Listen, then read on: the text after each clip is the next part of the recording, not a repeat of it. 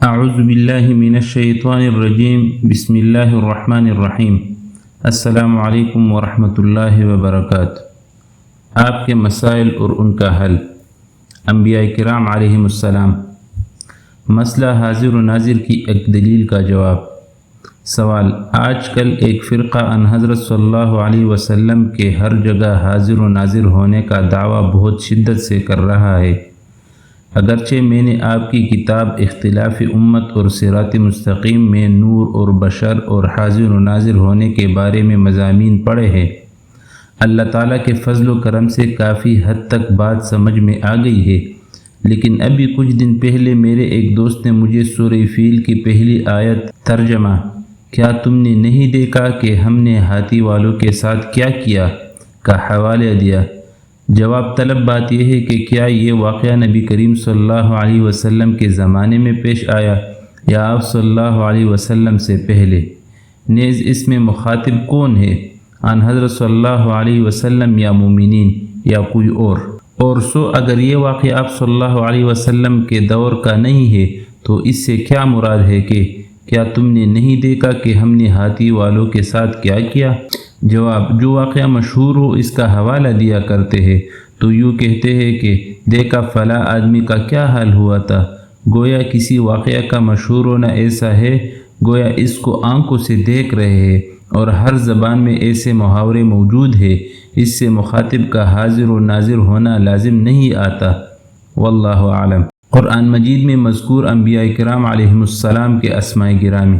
سوال: ہمیں آپ سے یہ معلوم کرنا ہے کہ قرآن مجید میں کتنے انبیاء کرام علیہم السلام کے اسماء گرامی آئے ہیں اور وہ کون کون سے نام ہیں؟ ہماری معلومات کے مطابق 26 یا 27 کے اسماء گرامی قرآن مجید میں آئے ہیں۔ اس سلسلے میں ہم نے ایک مولانا صاحب سے معلومات حاصل کی تو انہوں نے ہمیں 30 پیغمبروں کے نام لکھ کر دے دیے، جن میں کچھ نام ایسے ہیں جن کو ذہن قبول نہیں کر رہا ہے۔ بہرحال فہرست پیش خدمت ہے۔ امید ہے کہ آپ اس مسئلے کا حل قرآن و سنت کی روشنی میں دے کر میری رہنمائی فرمائیں گے۔ اسماء گرامی انبیاء کرام علیہم السلام: حضرت آدم علیہ السلام، حضرت شیس علیہ السلام، حضرت نوح علیہ السلام، حضرت ہود علیہ السلام، حضرت صالح علیہ السلام، حضرت ابراہیم علیہ السلام، حضرت لوط علیہ السلام، حضرت اسماعیل علیہ السلام، حضرت اسحاق علیہ السلام، حضرت یعقوب علیہ السلام، حضرت یوسف علیہ السلام، حضرت ادریس علیہ السلام، حضرت الیاس علیہ السلام، حضرت یونس علیہ السلام، حضرت ایوب علیہ السلام، حضرت داؤد علیہ السلام، حضرت سلیمان علیہ السلام، حضرت موسیٰ علیہ السلام، حضرت ہارون علیہ السلام، حضرت یوشع علیہ السلام، حضرت الیسع علیہ السلام، حضرت ذوالکفل علیہ السلام، حضرت حضر علیہ السلام، حضرت حزقیل علیہ السلام، حضرت عزیر علیہ السلام، حضرت دانیال علیہ السلام، حضرت زکریا علیہ السلام، حضرت یحییٰ علیہ السلام، حضرت عیسیٰ علیہ السلام، حضرت محمد صلی اللہ علیہ وسلم۔ جواب: آپ نے 30 ناموں کی جو فہرست ذکر کی اس میں سے 5 نام قرآن کریم میں نہیں آئے: شیس، یوشع، حضر، حزقیل، دانیال۔ باقی 25 نام قرآن کریم میں آئے ہیں۔ کیا تمام انبیاء علیہم السلام غیب کا علم جانتے ہیں؟ سوال: تمام انبیاء علیہ السلام غیب کا علم جانتے ہیں؟ جواب: اللہ تعالیٰ کے سوا کوئی بھی غیب دان نہیں۔ حضرت آدم علیہ السلام کو 7000 سال کا زمانہ گزرا۔ سوال: پچھلے دنوں اخبار میں ایک انسانی کھوپڑی کی تصویر چھپی تھی اور لکھا تھا کہ یہ کھوپڑی تقریباً 16 لاکھ سال پرانی ہے۔ یہ پڑھ کر تعجب ہوا کیونکہ سب سے پہلے انسان حضرت آدم علیہ السلام تھے۔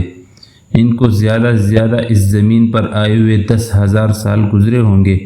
اس سے پہلے انسان کا اس زمین پر وجود نہ تھا۔ تو سائنسدانوں کا اس انسانی کھوپڑی کے بارے میں یہ خیال کہ یہ 16 لاکھ سال پرانی ہے کہاں تک درست ہے؟ نیز یہ بھی فرمائیے کہ حضرت آدم علیہ السلام کو اس زمین پر آئے ہوئے اندازاً کتنے سال ہو گئے ہیں؟ جواب: مورخین کے اندازے کے مطابق حضرت آدم علیہ السلام کو 7000 سال کے قریب زمانہ گزرا ہے۔ سائنسدانوں کے یہ دعوے کہ اتنے لاکھ سال پرانی کھوپڑی ملی ہے محض اٹکل پچو ہے۔ حضرت آدم علیہ السلام کو فرشتوں کا سجدہ کرنا۔ سوال: حضرت آدم علیہ السلام کو فرشتوں نے کون سا سجدہ کیا تھا؟